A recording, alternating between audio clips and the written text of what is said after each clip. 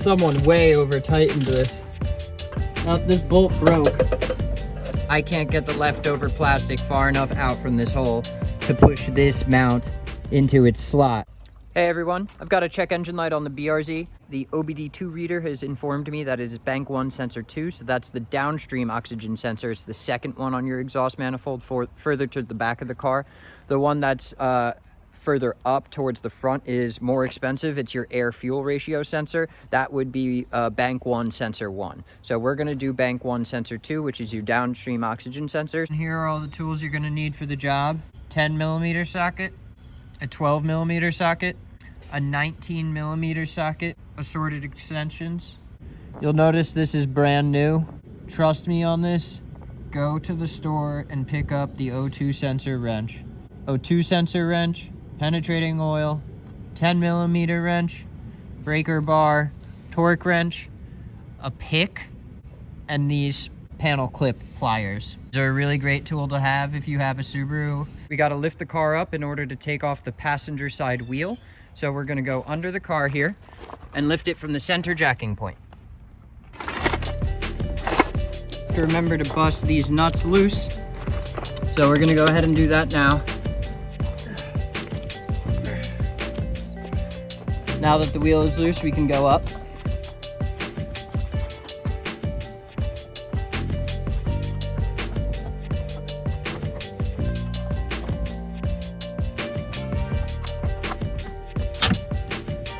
Okay, e-brake engaged, and we've got the wheel chock.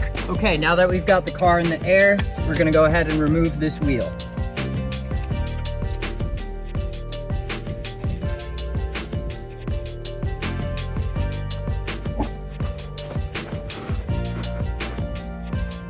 The next step for engine cover number 1, that's this main metal cover right here.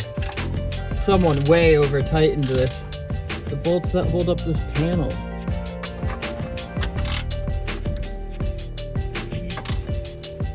They use the power wrench on these little tiny bolts. Ugh.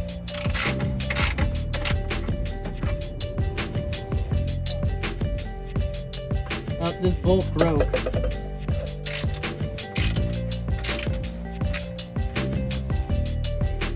Okay, these little clips can be challenging. I have a special tool for it.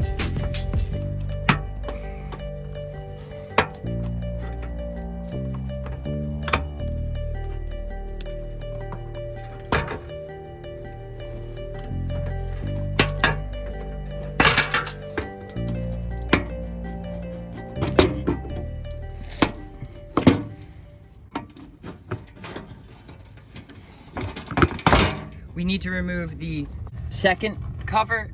The instructions say to remove 3 clips. I pointed to 1, here's 2, and then the third one is hiding way up there behind this wheel well. My wheel well is damaged.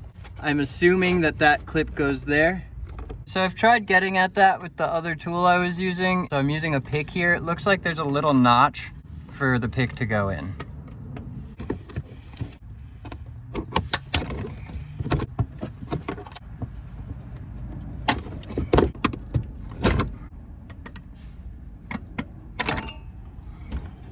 Since it was hard to see on the car, I'm gonna show you this up close. These little clips have the little pinholes for your pick, and it doesn't take much force. Oof, that hurts.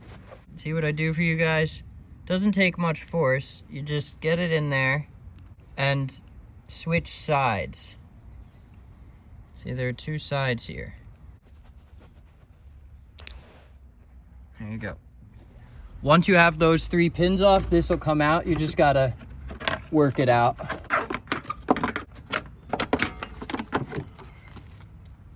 Okay, now as you can see, we've removed the covers and we have access to the O2 sensor here. So we're just gonna get a wrench on that, pop it out, go over to the top, get the harness, and we'll put the new O2 sensor in. Here we go. Okay everyone, the next step is to remove the zip ties here, the zip tie clamps, but it looks like when Subaru had to do the valve engine on my job, they broke them. And they didn't bother to get them out I'm trying with a pick here. Take off the black harness. This is bank 1 sensor 2. Just for reference, this is bank 1 sensor 1. You're just gonna push until you hear a soft click.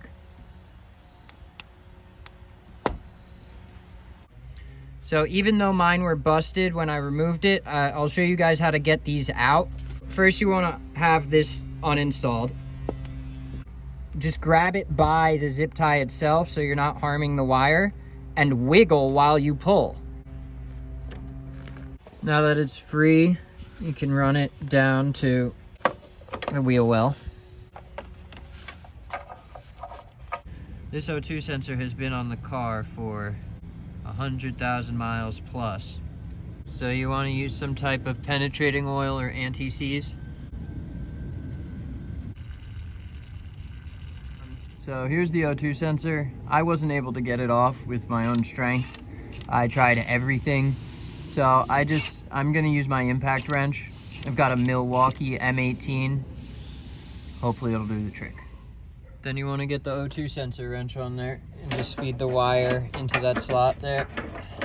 It's a little harder to see in the video, so I wanted to take the time to point this out. There's a ground strap just above the O2 sensor, and it can get caught by the O2 sensor wire.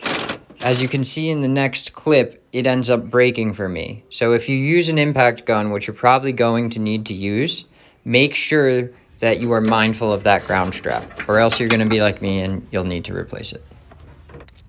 All right, everyone, the Subaru service manual tells you to check the resistance on a couple of pins for the O2 sensor.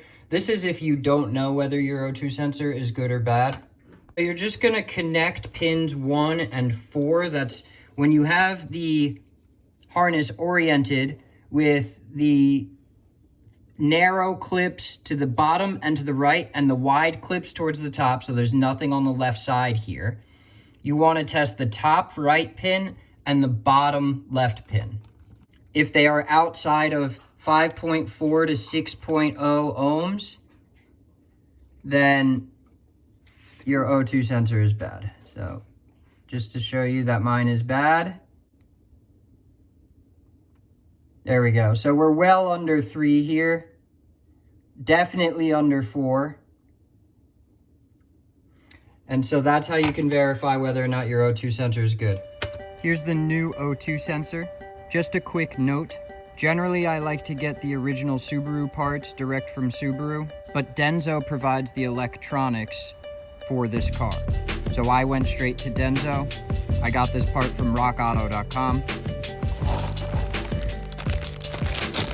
Okay, so the O2 sensor comes with this thread protector. Just pull that off. And then this is copper anti-seize. Use this, it'll help in the future. It looks like that thread protector was guarding some anti-seize that they've pre-installed, but this copper stuff you want to use as well. I'd like to make sure that everything is as operational as possible, so I'm gonna hand thread this in with this aluminum anti-seize and then take it back out and put the copper anti-seize on and thread it back in and out a few times.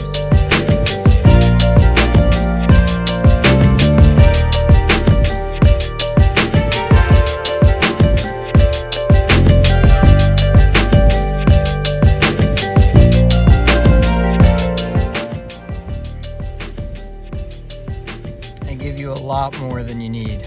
Now that we have the copper anti-seize on the threads, we're gonna hand thread the O2 sensor into the exhaust manifold.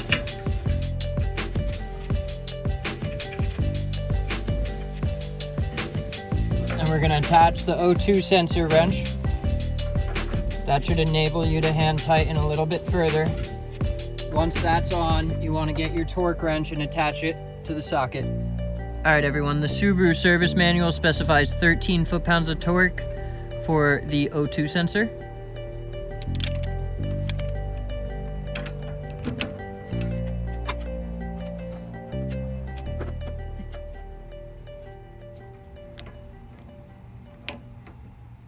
All right, once you've got the O2 sensor down to the service manual specified torque, you just want to feed the harness back up into the engine bay there.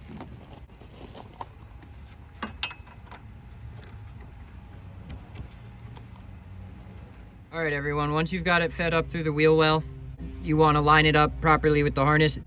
The wide space clip goes on the top, and just push until you hear light click. And then you want to install your zip tie harness mounts, just like that. One last note, guys, you may have noticed that I'm leaving this hanging. I can't get the leftover plastic far enough out from this hole to push this mount into its slot. All right, everyone, once you've got the O2 sensor installed, you want to start the car and make sure that it's not leaking. All right, so this ground wire is for a radio ground. There's another one on the other side as well. It's not very important for the car to run safely. I found the part online. I'm gonna order it. In the meantime, I'm gonna put this car back together.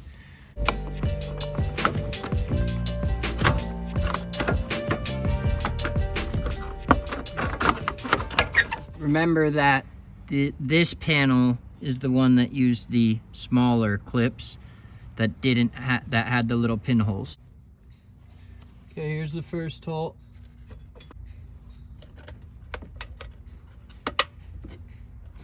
One, then you do the next two clips.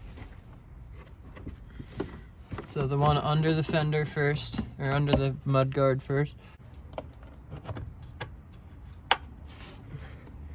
The last one includes the fender mudguard. I can get it up in its original spot. Okay, two notes. When you go to put the panel back under the car, you want the hole for the oil drain plug towards the back of the car. You can see there are actually less holes towards the front and more holes towards the rear, and that giant hole for the oil drain plug. And the second note is I only have 4 of the 12mm bolts to hold this on. I know it takes a lot more than that.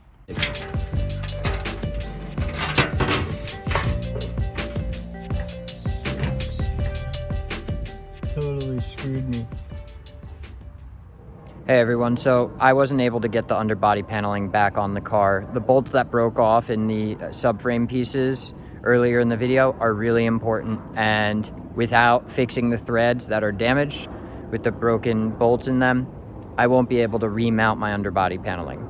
It's the exact reverse of what we did in the beginning of the video. Again, apologies for not being able to show it. I will make a video of repairing it, so once that's up, you can reference it to figure out how to get it off and back on, and any tips and tricks that I've figured out how to make it a little bit easier. Okay, now I'm gonna put the wheels back on.